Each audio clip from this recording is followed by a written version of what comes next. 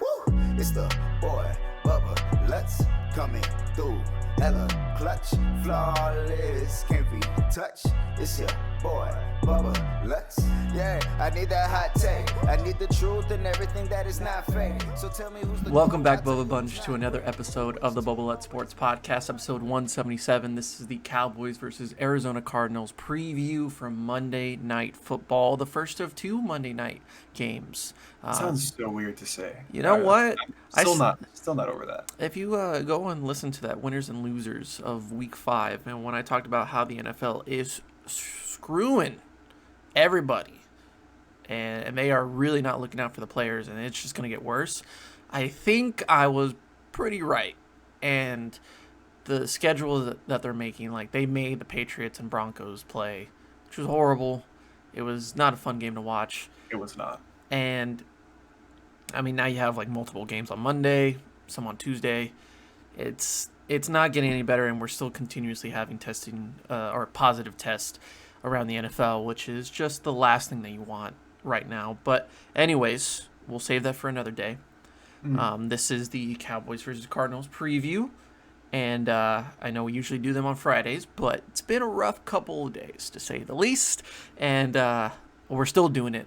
Get you in on Monday morning right before the game, which will be nice. But there's a lot of talking points. It's the first week officially without Dak Prescott at quarterback. Successful surgery, no infections. Thank God. Nothing. He's already back in the facilities, trying to do all the COVID tests and trying to be back with the boys. And once I saw that video of him watching the game on the way to the hospital, coming out of the ambulance with a broken ankle, I swear to God, I tweeted, I was like, put this man in the Ring of Honor. He's a Hall of Famer already. This man deserves the world. Yeah. And I would just continuously see on, these football shows how they're going to do better with Andy Dalton, and how Andy Dalton's been in this situation before with a great supporting cast, and they can actually win the division. I'm like, no. This is not the same. This is a whole completely different Cowboys team. And, when we go back to the first weeks of training camp and the anticipation for the regular season, we talked about this game being a very intriguing game to watch for the Cowboys, especially after the first Monday night matchup a few years ago, where the Cowboys were struggling. Arizona Cardinals were still trying to find their identity, and Dak Prescott had to come up big in that game just to win it. And now we're in the same kind of situation here, where the Cardinals have a lot to prove. They don't know where they're at right now. They're 3-2, but how good of a football team are they? The Cowboys are struggling, and they need their quarterback to come up big in this game on Monday night. And look, I said before the season that this would be a loss for the Cowboys. We both did. We both did, because we expected the Cardinals to come out and really shock the Cowboys. Just the way that they ran their offense was going to be too much for this Cowboys defense, and ultimately it would be a high-scoring affair, and they couldn't contain Kyler Murray. And I feel like that's just the whole idea of this matchup tonight, or when you're listening to this on Monday night. It's going to be the containing of Kyler Murray. But the way that this defense has played, it needs a lot of work, and I don't feel like they're ready for the supporting cast that Murray has that is going to run all over the secondary. Yeah. I mean, their top three receivers can do damage to anybody around the league, let alone the Cowboys.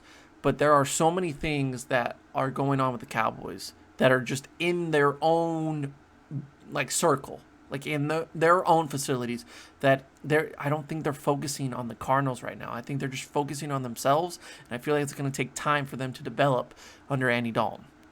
Yeah. And honestly, it is a nice thing to see when we look at the injury report that the Cowboys, other than their IR players, which is a lot of them. It's a lot. It is a lot. We got the works of like Dak Prescott, Tyron Smith, Lyle Collins, Sean Lee, Chidobe Awuzie. And yes, those are big names. But it feels like for the first time in a long time, it's not. It's like the the fire is not igniting even more. There's no fuel to the fire anymore. It's just a steady fire that they can really contain. They can really limit because they do have the likes of Leighton Vander Esch coming out, and he's been the full participant in practice for the last couple of days. We'll get into why we think that's a bad idea, but you start to feel more confident in that offensive line. Kellen Moore has come out and said, look, it's not perfect. It's not the same offensive line from the mid-2010s with Tony Romo, but it's going to work. I think Terrence Steele did improve last week, and Tyler Biotish, I mean, as far as his stats go, he is the highest graded run blocking center in the NFL. That is impressive to think of. That's kind of weird to think about, like right now in the situation that we're in. Of course, and then like Zach Martin coming out and saying, "Look, like it reminds me a lot of Travis Frederick. Like it's hard to not make that comparison when both guys are coming out of Wisconsin, but it's nice to see that there is some future in that position past Travis Frederick. I thought Joe Looney was going to be the transition guy, and then Biotish would be the guy sooner rather than later. But a few rookie mistakes, under center, happen. But overall, he's done a good job, and I feel like that offensive line is okay for right now. So the injuries, yes, they have piled up for the Cowboys. It is going to be a little bit tougher for the Cardinals. Now, only one of their starters will be out for this game, and that's offensive lineman J.R. Sweezy. The rest of the guys are pretty second, third on the depth chart. They did lose one of their biggest keys on their defense last week, Chandler Jones, to a bicep injury. Yeah, he's out for the rest of the season. So I start looking at this depth chart. I start looking at what this defense can bring. And there has been the talks of how they're not using Isaiah Simmons the correct way, or they don't know how to use him correctly. And, they might be looking at using him differently for the rest of the season. But, having Budda Baker back, he's having some injuries so far this season. But that Chandler Jones loss is pretty big. I'm seeing that this can be a high-scoring affair due to the injuries for the Arizona Cardinals and for the Cowboys. A lot of it on the defensive side. But I think it's time to look at some of the guys that are coming back in this football game, like Leighton Vander Esch. And look, it's nice to see him fight his way back. It's only been just over a month since he broke his collarbone and having that surgery. I mean, September 19th, I think, was the day.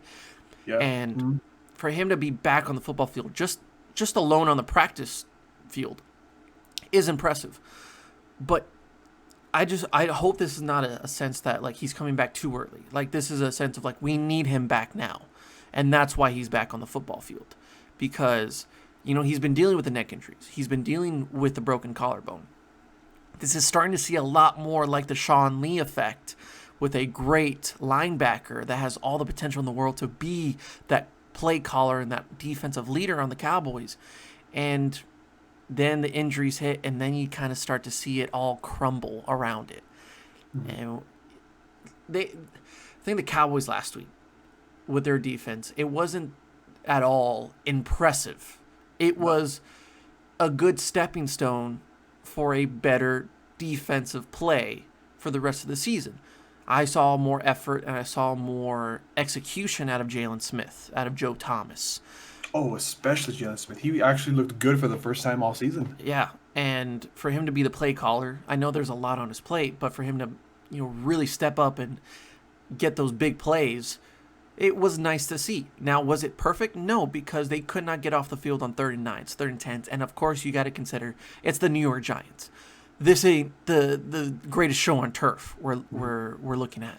So we got to take it at face value and say, all right, the stats weren't the greatest thing in the world, but they did give up like over 30 points. That's not fun considering that Daniel Jones is the leader of that offense. I'm not impressed by that. So now going into Arizona and saying, well, you got Kyler Murray, who could be a offensive player of the year candidate. They have Chase Edmonds and Kenyon Drake. No, don't mention Kenyon Drake. I'm only mentioning it because the Cowboys, the few times that they've played against true backs, which is, let's say, like Nick Chubb or even Kareem Hunt, and even like last week they made Devontae Freeman look like the second coming of his Atlanta Falcons career. Like, now you got two guys that can really put up points, really put up yards in Edmonds and Drake. And I don't like the play of Everson Griffin. I don't like the play of Dontari Poe, and yet they're still on the field every week. I'm really worried about how Leighton Vander Esch can be incorporated into this defense and be successful against a high-powered offense like the Arizona Cardinals that we've seen through 6 weeks of football. Yeah. So here's my thing. Here's my thing about the whole Leighton Vander Esch situation. This is so literally Leighton Vander Esch and Sean Lee are so alike. They're so alike. It's actually a little weird how alike they are. They're both extremely, extremely talented middle linebackers with, like, at the time when Sean Lee was the same age as Leighton Vander Esch, such a tremendous upside. It was insane. Talking about like the best middle linebacker for years to come, across the league. And then the injuries started hitting. So is it worth risking his career just because, let's be real, I know the season isn't lost, but it does not mean a lot anymore. Mm-hmm. Let's be real about it. So is it really worth putting in our future at middle linebacker into a game that's, in my opinion, way, way too soon? I don't care if he is, he's ready to go medically. Come on, let's be real about this. It's only been a month. Tony Romo, I know Tony Romo was in his mid-30s when he broke his collarbone twice. But still, I think it's way too close. I don't like the decision. I really hope they scratch him for some whatever reason. I would like to keep him healthy for the next couple of years, because when Jalen and Leighton are on that field together, oh, God, that dynamic duo is beautiful to watch. But it's not going to happen if he gets hurt again. Yeah. So I don't agree. I don't agree with the whole Leighton Vander Esch deal at all. I don't. The whole thing about like Kenyon Drake and all that. I'm only salty because I drafted him. He has been that good. Whatever, it doesn't matter. It's just my own opinion. Well, but, I would fucking start him because I really expect this to be a good day for that backfield. I actually started Ronald Jones instead of him. Well, then you did make the right decision. Yeah, but anyway, back to Kenyon Drake. Look, I agree with you. I'm looking at the schedule. We got the Arizona game. Then you have, which on paper looks like an easy schedule for the next 2 weeks. Washington, and then you're on the road for both of these games. So you're traveling to Washington and you're traveling to Philadelphia, which is looks to be pretty easy wins considering both teams are bad right now. Very, very bad. But it is the NFC East, so you never fucking know. And then you go back home, but you have to go against, as of right now, the undefeated Pittsburgh Steelers, who made the Browns look like the Browns of past years. So let's just chalk that up as a L for the Cowboys. But okay, this is what I'm thinking about Leighton Vander Esch, is that they're going to limit the snaps. They're not. I feel like they're very confident in Joe Thomas and the way that he's been playing these last few weeks. I've been pretty confident on film watching him that he can make plays and he is a good enough starter for the Dallas Cowboys at linebacker for Joe Thomas. So I think he'll be fine to start, but putting Leighton Vander Esch in for, let's say, a few plays in a drive, I think that's their expectation, and I feel like that's the way it should go. I don't want to throw him in and put him in for 50 snaps against one of the most unpredictable quarterbacks in the NFL with Kyler Murray. But to get him prepared for big matchups against Washington and Philadelphia, it's nice to see him back on the field. So get him that rust off from week 1. Yeah. And to get him prepared for the Pittsburgh game that they need him desperately for before the bye. And then the rest of the way, they do have a pretty hard schedule in the second half of the season. So do I hate that they don't wait until the bye week to bring him back and to really get him fully healthy? Yes. It's kind of remembering remembrance of like the few years ago. Remember for the playoff game against the Rams that they were thinking about bringing him back, and it was Oh like yeah. it Mhm. was the first time he had the neck injury, and Mhm. that's when they figured out his condition, and they were just like, look, there's no way that we can bring him back in time. And they did the right thing. Like that was the good thing to do, especially with the problems that he ended up having in that off season and figuring out what it was exactly. So I feel like they have a good idea of Leighton Vander Esch, and I feel like he has a good understanding of like, look, this is where I'm at. I feel confident in coming back. So it's more of a decision by Leighton Vander Esch, who is hungry to get back on the football field, Mhm. to want to play. It's not just the Cowboys' decision because they've dealt with enough injuries and they just need to be careful right now with everything going on as far as injuries go around their football team. Yeah. So, with the offensive line being banged up, with their defense, especially in the secondary and their linebackers, being absolutely plagued by injuries. Decimated is the key word. Yeah, that's an understatement, really. So, I'm gonna love seeing Lane be on the field, and in a few weeks we'll see Sean Lee back, Thank God. hopefully. And then we'll see where we go from there because that's what's really going to tell what that linebacker position, the core, is going to show for the rest of the season.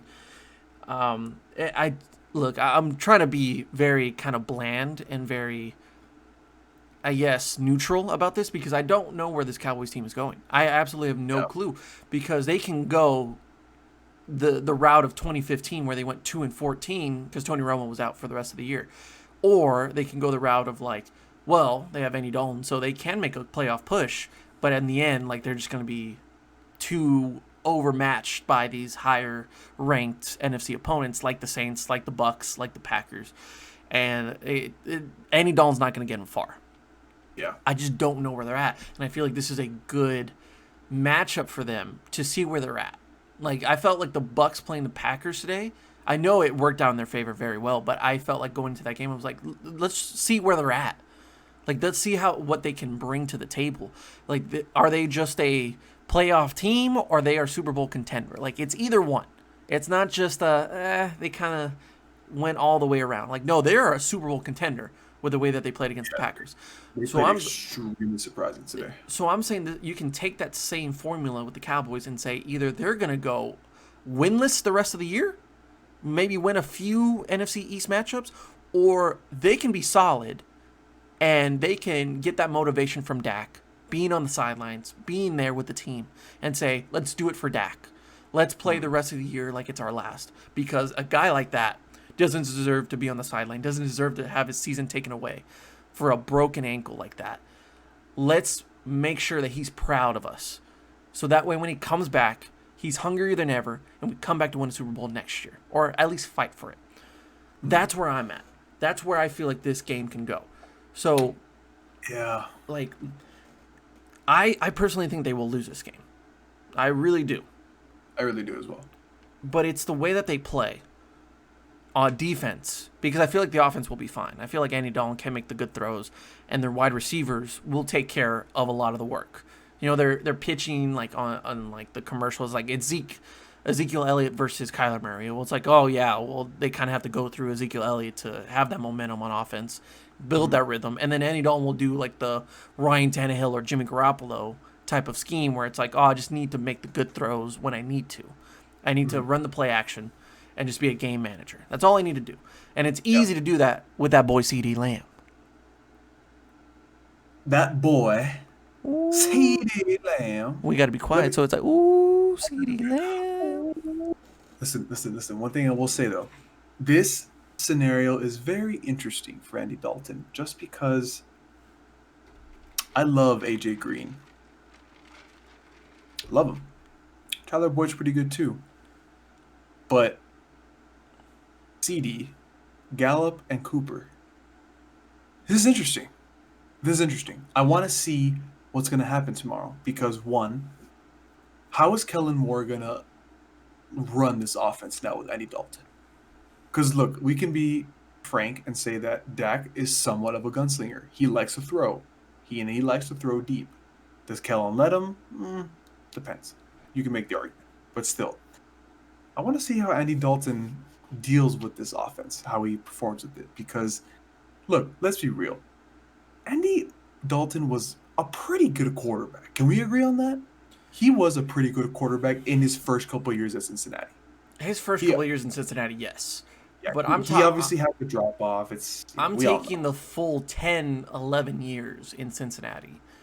And I'm saying when it came down to the final, let's say 4, he had like a few good seasons, but ultimately they weren't the same as it was in the beginning. Yeah. And So like he took him to the playoffs, but that doesn't mean anything in the NFL. Like I really don't think that taking him a wild card every season or winning the division means a lot when in the end you just get blown out or you just look dull against a exactly. Raiders or a Colts team. And I agree. So this is why I'm saying that I'm very interested to see what he has left in the tank with an offense that he inherited that is extremely talented. The line is a little sus, but like you said earlier, it's not perfect. It is what they're working with. It is what it is. But he has a really good supporting cast, and I personally think that it's gonna be really interesting. It's gonna be really interesting to see. The whole defensive side of the ball, you already covered it. This offensive side of the ball, I think they're gonna be able to. I think that they're gonna be able to do a fair amount to at least make this game interesting. Um, Now, when it comes to the whole, like, oh, like you got to feed Zeke more, you got to, do this, and that. mm, Yeah, you're right. Zeke is going to have more touches for obvious reasons. He is going to be carrying us this. He is going to be carrying this offense. But you made the perfect analogy. Andy Dalton is going to have to be, like a Jimmy G, a Kirk Cousins type quarterback, where has to be a pretty damn good game manager. And I think the fact that he's having to be a game manager not trying to be biased, but it's talked about everywhere that the Cowboys probably have a top 3, top 4 receiving core in the NFL. I think it's easier to be a Oh, game manager when you yeah. have that receiving core, when you also have a tight end that, Dalton Schultz has been surprising people. Has really stepped up.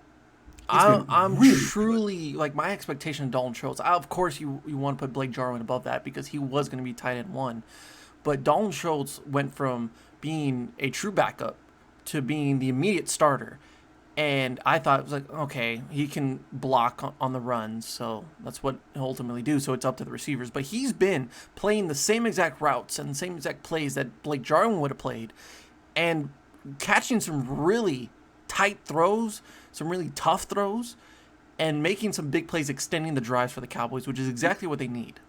Exactly. So that's why I'm saying that this game is the perfect test, like you were saying. It's the perfect test to see, you know, can Andy Dalton be game manager plus, not just game manager? Because he has a really good supporting cast around him. Of course. It should be the perfect test. It should be a good game. I think it's still going to be a good game. Are they going to win? No, but I still think it's going to be a good Yeah, game. it's not going But to be ugly. I don't think it's going to be yeah, ugly. I think it'll be fun to watch if you're not a Cowboys or Cardinals fan. yeah, Um, it's I'm just worried about how the Cowboys will incorporate Dalton to this offense. Whether they're going to change it, whether they're going to keep it the same, and run the same plays that Dak would.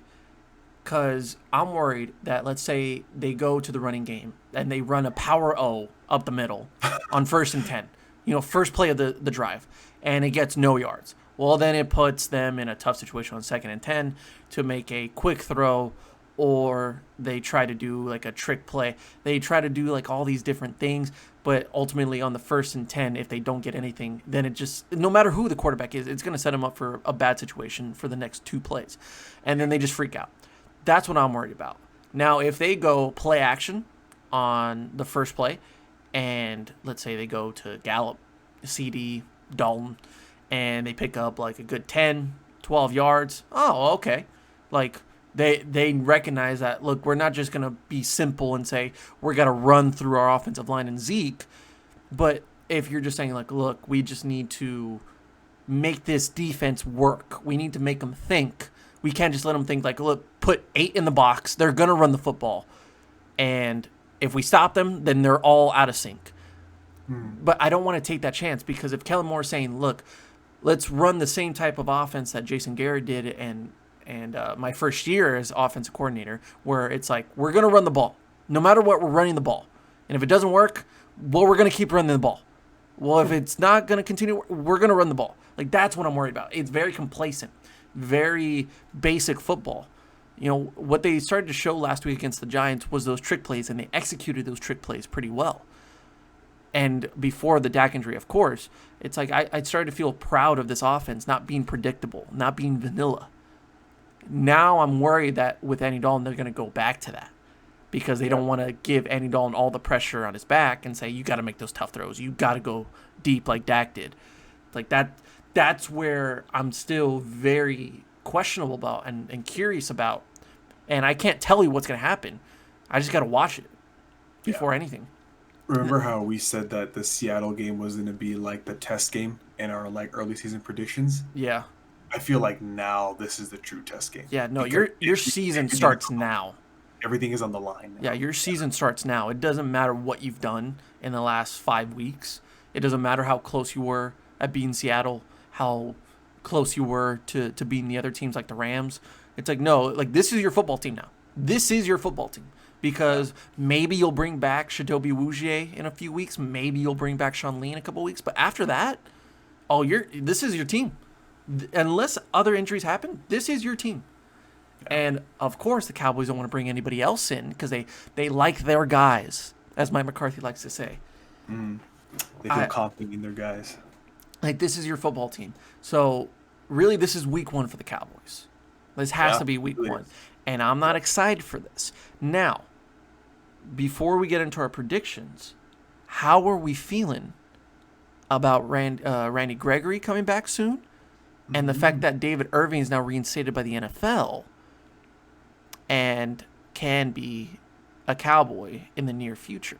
Because I am a very, very strong advocate of David Irving with the Cowboys. So Randy Gregory showed that he can still ball. I think it was 2018 when he came back for a couple of games. He showed that he can still ball. And I think it's going to be a big help. Now, David Irving. I loved David Irving, but there's a very fine line that I don't want to cross because, one, I'm not a player, so I have in no position to say anything that he should be doing. But, come on, man. Come on. Now I know where you're going with this. Okay. Come on. Okay. Is that your thought? Like, is that all your argument? If there's anything else, just let it out now because I'm about to go off. So look, here's my issue. Do I agree with the whole NFL standpoint on weed? No, I don't. Stay off the weed. As much as there's arguments for both Stephen A's point and the weed point. Do I agree with the NFL stance? No, I don't. Weed. I mean, even Megatron came out and said that he used to smoke every now and then. I mean, come on, dude. Like, it helps you out. Bruh. But also, at the same time, come on. You know they're not going to change their stats. You want to play? Follow the damn rules. Come on. That's why I'm saying that there's a very fine line that it's just like, I feel like I can't have 100% say because, like I said, I'm not an NFL player. So I have no, stance. But it's also like, if you want to play, you got to follow the rules. I mean, come on. So it's rough. But to the main question, how do I feel about David Irving coming back?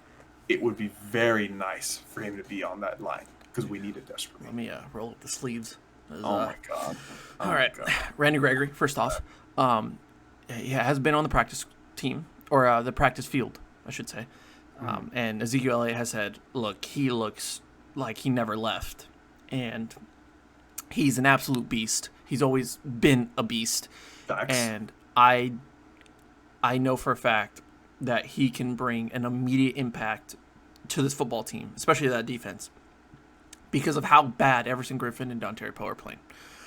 And it's very reminiscent of what Aldon Smith had to deal with. Like, remember when Aldon Smith entered the league, he had a great potential and a great upside, but all the issues off the field never let that occur. And I feel like Aldon Smith can be like a role model to Randy Gregory and say, look, man, I know you're dealing with these issues, so let me take you under my wing. And I feel like that relationship edge to edge pass rusher, and they can use Randy Gregory as a linebacker as well, and they probably will use him as a linebacker. Like that, those two together on the same field, maybe on the same side or opposite sides, that's dangerous. Yeah. And I was ready to give up on Randy Gregory. I said, like, after the last time they suspended him and he had to be reinstated, I was like, look, just give up. Just absolutely give up. But at this point, the Cowboys defense needs something. They need something they need an IV. They need adrenaline pumped into their veins because it's not working out with the free agents they've gotten so far. Aldon Smith has been the only guy that I feel like, okay, there's something there that can be long-lasting with the Cowboys.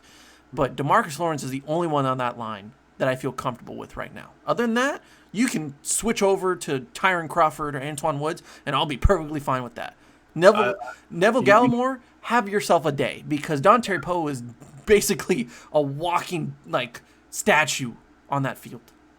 So getting Randy Gregory back and get him ready for the next couple of weeks, especially with that matchup against the Eagles, against the football team in Washington, and even against the Steelers, that'd be fun to watch. So I'll give him another chance, and we'll see where that goes, but they desperately need him. Now for David Irving, who has visited the Raiders already with Rod Marinelli, who loved him in Dallas. I have always been the advocate of this argument, that David Irving was more important to that defensive line the years that he was in the league than DeMarcus Lawrence was, because of how important he was at stuffing the run on the inside and how of a disruption he was, like a J.J. Watt, because of batted balls, of just pressure, of just distractions to the quarterback, because of his length, because of his build. The dude's just a freak of nature. Yeah, I agree with you. DeMarcus Lawrence is a great defensive end, but they didn't need a great defensive end. They needed somebody on the inside, and that's what David Irving was. And the fact that when he went away and they immediately lost that ability to stop the run on the inside and they just couldn't pass or they couldn't rush the quarterback, I wonder why. Oh, maybe it's because their best defensive tackle is no longer with the team. So I was like, when he does get reinstated, if he ever does, they need to pick him up. So now he's reinstated and now has visited the Raiders. If the Cowboys do not sign him, this is the worst move for the Cowboys the entire season. Like, you could say, oh, not getting Earl Thomas, not getting Eric Reed or a quarterback, not getting any of these other defensive linemen. No, not getting David Irving is the worst thing the Cowboys can do this offseason, or this season, I should say. If you don't get him, then nothing's fixed. Nothing will change on that defensive line.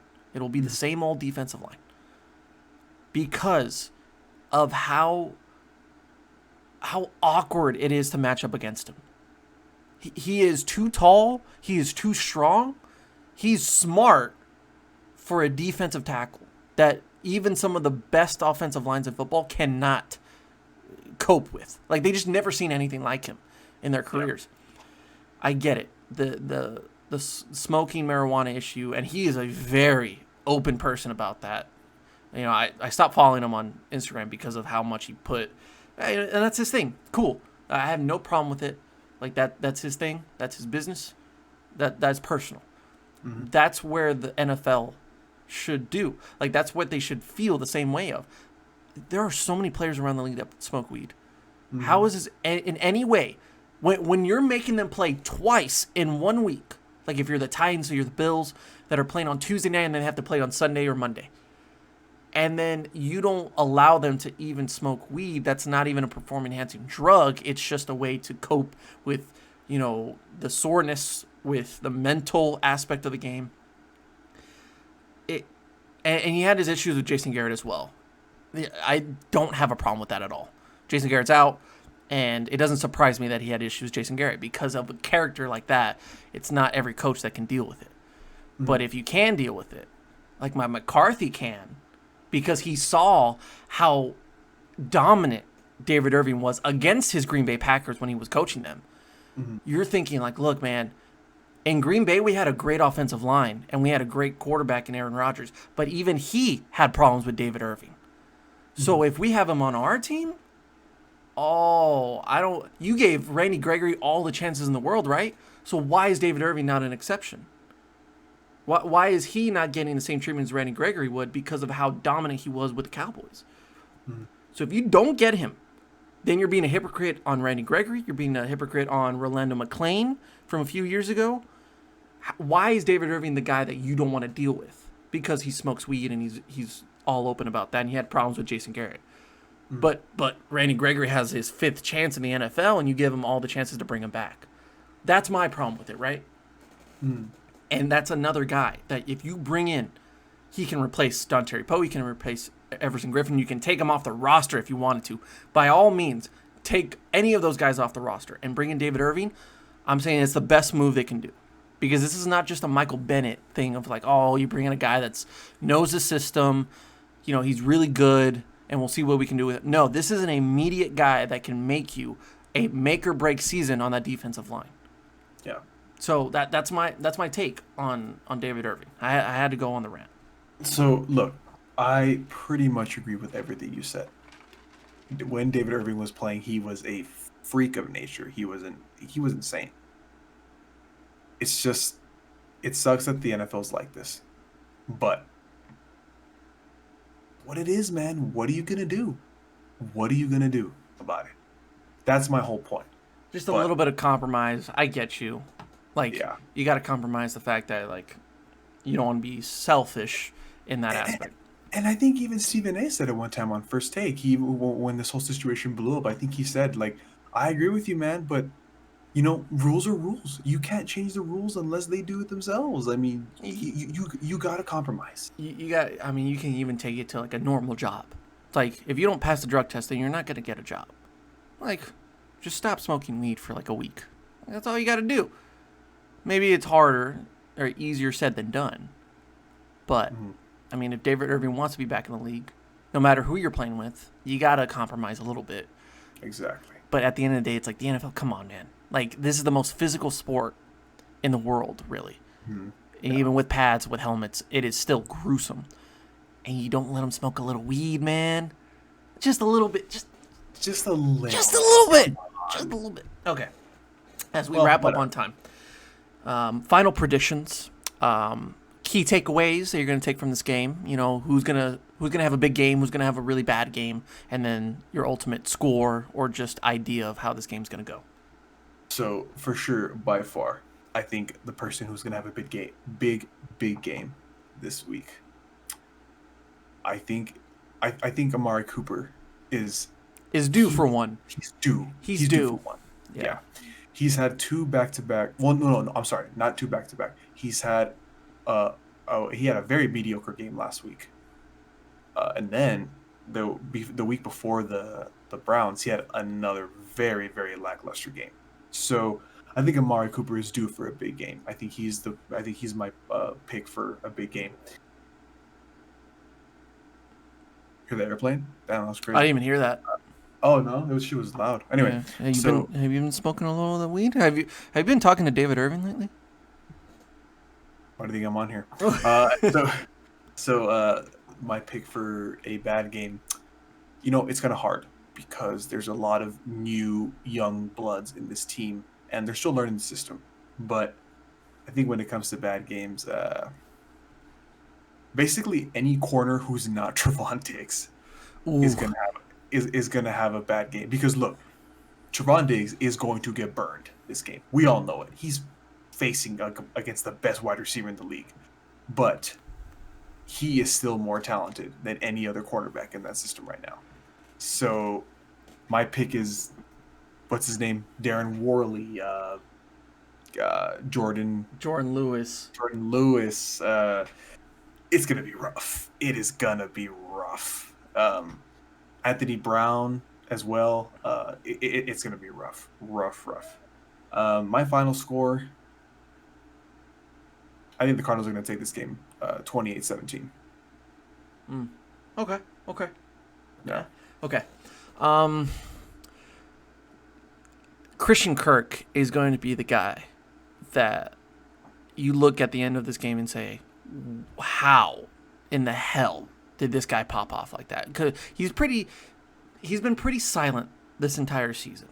It's DeAndre Hopkins, the whole team basically, And he's built that connection with Kyler Murray very easily, smoothly this entire season. Even guys like, I got to look up his name, Andy Isabella is having better fantasy days than Christian Kirk. Man's a freak. And you can't get rid of the fact that Larry Fitzgerald is still doing wonders at the age of 104. I mean, he's that old, right? Yeah. But I have loved Christian Kirk ever since he came out of A&M. And when you look at the matchups, Trevon Diggs, and I'm actually pretty interested in seeing where the matchups go because of, like, let's say the Browns game. Trevon Diggs picked up Jarvis Landry a lot more than he did Odell. So Odell was matched up against Worley a lot more. And it proved that Worley could not handle Odell Beckham Jr. So I'm looking at this game. I'm saying, look, you got at least 3 guys because Isabella will be lined up in the slot and Jordan Lewis will be in that slot position, and he's been playing bad football as of late. I mean, he looks lost out there. So Isabella in the slot could have some, nice yardage that can build up out of time. Like, he could probably have 7 or 8 receptions and have like 5 or 6 yards per reception and get a touchdown because they just don't know how to handle that type of Cole Beasley inside slot guy at wide receiver. But I'm looking at, like, okay, you got Trevon Diggs lined up with DeAndre Hopkins, and you can look at like the DK Metcalf matchup against Seattle where Trevon Diggs had his moments where he played good and then the moments he got beat bad. So I feel like it's the same way with this game. That's why I have DeAndre Hopkins on my fantasy team because he's going to do work. D-Hop is on my fantasy team as well, but I already lost, so it doesn't matter. Well, I'm sorry, sir.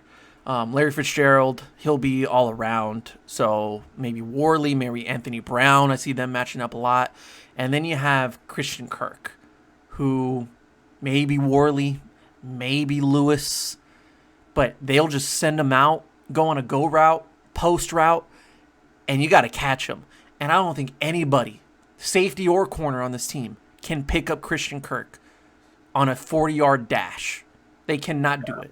So I'm saying even if he has 2 receptions, 3 receptions, I'm calling 100-plus yards for Christian Kirk on Monday Night Football. I'm calling it. Okay, all right. Kenyon Drake and Chase Edmonds combined for 150 yards. Wow. Okay. Yeah, I think Chase Edmonds will probably end up with more yards than Kenyon. But overall, this running game, alongside Kyler Murray, will have a good day against this Cowboys defensive line. It's going to be sad to watch, but I'm telling you, man, they're going to try to contain. They're just going to bend, don't break, but I feel like the Cowboys are going to break a lot in this football game because I'm seeing reports of, like, look, they hustle, right? They know what they're doing, but the scheme is their problem. They don't know the whole scheme yet. And I'm like, this is week 6 of the NFL. At least make some progress on your scheme knowledge. And so I am all for this Arizona Cardinals team scoring over 30. I'm actually surprised you only went with 27. I'm talking 37. I'm talking more. So I think this wide receiver core in general is going to have a good day, but Christian Kirk's going to be the guy. Running game, I think the Browns game really show what the Cowboys defense on the rushing game is all about, which is non-existent. And then, I mean, on the defense, I mean, you got to look at Isaiah Simmons, and you got to see where they're going to put him at. This is like the first real showing on national television for Isaiah Simmons with all the criticism and all the I guess, publicity that he's gotten over the last few weeks of how he's not playing the same caliber as he did in college. I think this will be a good indicator or a good test of what he's all about. Mm-hmm. As far as the Cowboys go, I think CD will get over 100 yards. I feel like CD, just in general, knows how to get in that right position at the right time. It seems like it, yeah. He's so smart. If they play zone coverage, he knows exactly where to go. And I can't say that about a lot of the other guys that we've seen with the Dallas Cowboys for a recent memory. Ezekiel Elliott, it all depends on that offensive line. If they cannot give him any type of run protection, give him some holes to run through, it'll be a rough day for him.